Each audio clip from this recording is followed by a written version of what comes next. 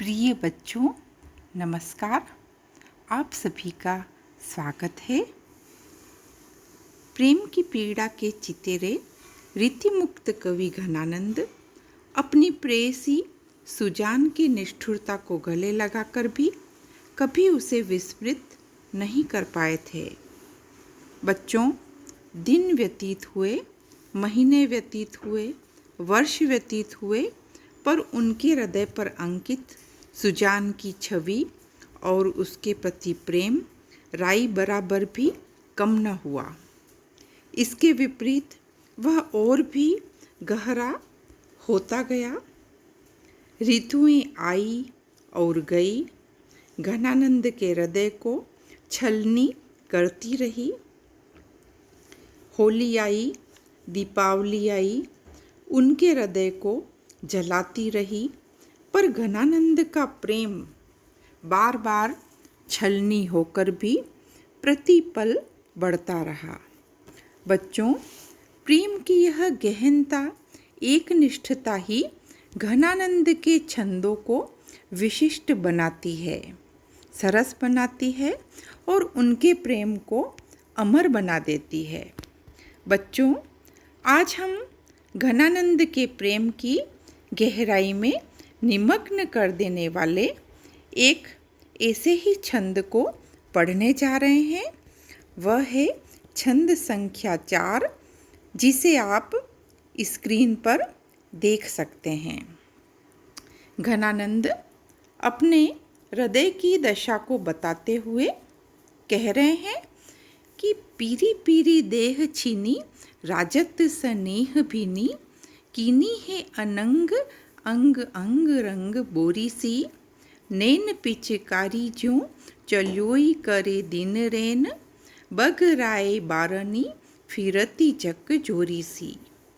कहाँ लो बखानो घन आनंद दुहेली दशा, भागमयी भई जान प्यारे वह भीरी सी, तिहारे निहारे बिन प्राणनी करत होरा, विरह अंगार निमगारी ही होरी सी।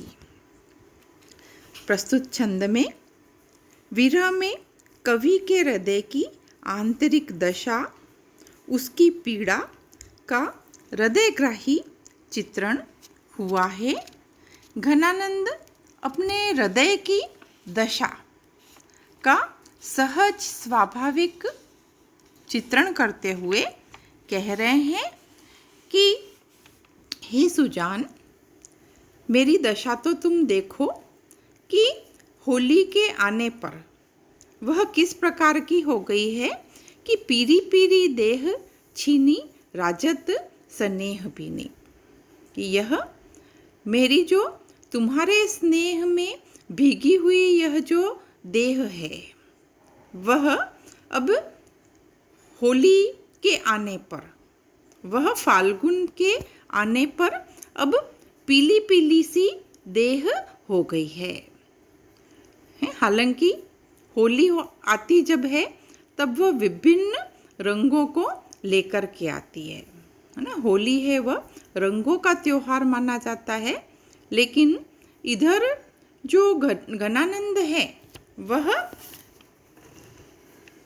पीली पीले रंग वाले हो गए हैं, अर्थात उनके सारे रंग अब मानो छिन गए हैं और उनके देह की जो कांति है, देह छीनी है ना, और देह की जो कांति जो है वह भी सारी चली गई है, सारी समाप्त हो गई है। और इधर कीनी है अनंग अंग अंग रंग बोरी सी, कि जो अनंग, अनंग अर्थात कामदेव है ना, कि कामदेव ने मानो मेरे पूरे अंग अंग को एक प्रकार से बोरा सा दिया है। एक तरफ कामदेव जो है वह प्रताड़ित कर रहा है, कामदेव प्रेम का देवता है ना, और होली के समय में, फाल्गुन के समय में वह भी कवि को सता रहा है, और उधर प्रिय के न होने पर उनकी जो दशा है वह भी बड़ी विषम हो गई है, फाल्गुन की मार को सहन करके। नीन पिचकारी जो चलियोई करे दिन रैन। अब होली पर एक तो बहुत सारे रंग होते हैं और दूसरे होली पर क्या होता है, पिचकारी होती है ना, जिससे होली की पहचान है। लेकिन यहाँ पर तो कौन सी पिचकारी है कवि के पास में, कि नेत्र रूपी पिचकारी है ना, जो कि रात दिन चलते रहते हैं। अर्थात रात दिन प्रिय के अभाव में है ना पिचकारी की तरह से अश्रु को बहाते रहते हैं और इस प्रकार से केवल पिचकारी की याद भर रह गए हैं वो। बगराए बारनी फिरती जग जोरी सी, है ना, और इस तरह से वह उनके आंसू जो हैं है ना वो बिखरते जा रहे हैं। बगराए बारनी, और जला भी रहे हैं, उनके आंसू है वही उन्हें जला भी रहे हैं। और यह फाल्गुन में चलने वाली जो हवा है ना, वह उन्हें एक प्रकार से झकझोर सी रही है ना। पिचकारी का पानी वैसे ठंडा होता है, लेकिन यहाँ पर जो आंसू है ना, वह ठंडे नहीं है, शीतलता नहीं फैला रहे, बल्कि वह और उन्हें अधिक जला रहे हैं और एक प्रकार से उन्हें झकझोर सा उन्होंने दिया है। तो कहाँ लो बखानो घन आनंद दुहेली दशा। घनानंद ने अपनी दशा को दुहेली दशा कहा है ना। दुहेली दशा यानी दो तरह की जो दशा है ना, द्विविधतापूर्ण दशा मेरी जो हो गई है ना, उसका मैं वर्णन कैसे करूं, क्योंकि एक तरफ तो है ना होली आ रही है ना, और दूसरी तरफ जो है वो उनका प्रिय जो है उनके पास में नहीं है। तो उनकी जो यह स्थिति है वह बड़ी दुविधापूर्ण स्थिति जो है वह हो गई है। और फागमई भई जान प्यारे वह भीरी सी, है ना, और इधर जो कामदेव का जो रंग है वह उन्हें फागमय जान करके है ना, वह और भी ज़्यादा उन्हें चिढ़ा रहा है ना, और इस प्रकार से वह उसे सहन नहीं कर पा रहे हैं। तो यह दुहेली दशा है कि एक तरफ तो है ना होली है वह प्रेम का त्योहार है, और दूसरी तरफ उनका जो प्रिय है वह उन्हें पास में नहीं है।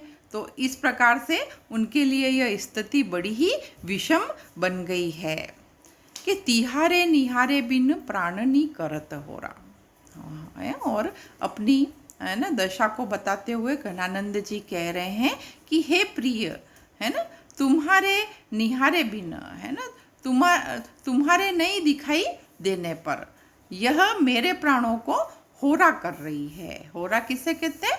जो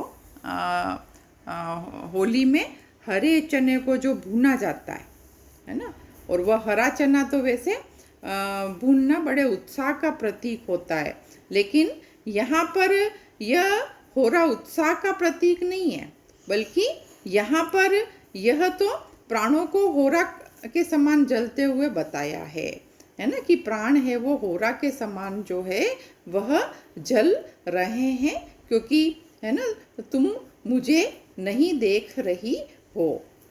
विरह अंगार निमगारी ही ओरसी है। इस प्रकार से मैं पूरी तरह से विरह रूपी अंगारों में निमग्न हो गया हूँ और मेरा हृदय जो है वह होली के समान जल रहा है ना, जैसे होली जो है वह जल जाती है स्वयं, है ना, और वैसे ही कवि का जो हृदय है वह प्रिय को देखे बिना होली के समान जल रहा है। अर्थात वह जो है वह विरह के कारण अत्यंत पीड़ित है ना, उसे सहन नहीं कर पा रहा है। और इसमें लोक में फाल्गुन का महीना विशेष महत्व रखता है। प्रिय मिलन के आनंद को यह और भी बढ़ा देता है और यह होली जैसे सर्वप्रिय त्योहार को भी अपने साथ में लेकर के आता है, जिसमें जन उत्साह चरम पर होता है, पर यहाँ तो यह कवि को जलाने का कार्य कर रहा है। हरे चने के समान भून जाना कवि के हृदय की मर्मांतक पीड़ा को व्यक्त कर रहा है। इसमें वियोग श्रृंगार के विभिन्न भावों का बड़ा सहज और सुंदर चित्रण हुआ है। इसमें पीरी पीरी शब्द में जो पुनरुक्ति प्रकाश अलंकार है, अंग अंग में भी पुनरुक्ति प्रकाश अलंकार है। नैन पिचकारी जो चलोई करे में उपमा अलंकार है।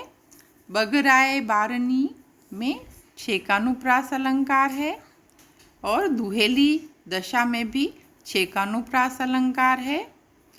तिहारे निहारे में अंत्यानुप्रास अलंकार है और इस प्रकार से अनुप्रासिक सौंदर्य भी देखते ही इसमें बनता है ना, और भावों का अनंत सौंदर्य इसमें प्रवाहित है, जिससे यह छंद जो है वह अत्यंत सुंदर बन पड़ा है। यह मनहरण कवित्व छंद का सुंदर उदाहरण है, जिसमें ब्रिज भाषा का माधुर्य अप्रतिम बन पड़ा है। लाक्षणिक शब्दावली का प्रयोग भी हुआ है और साहित्यिक ब्रिज भाषा है। धन्यवाद।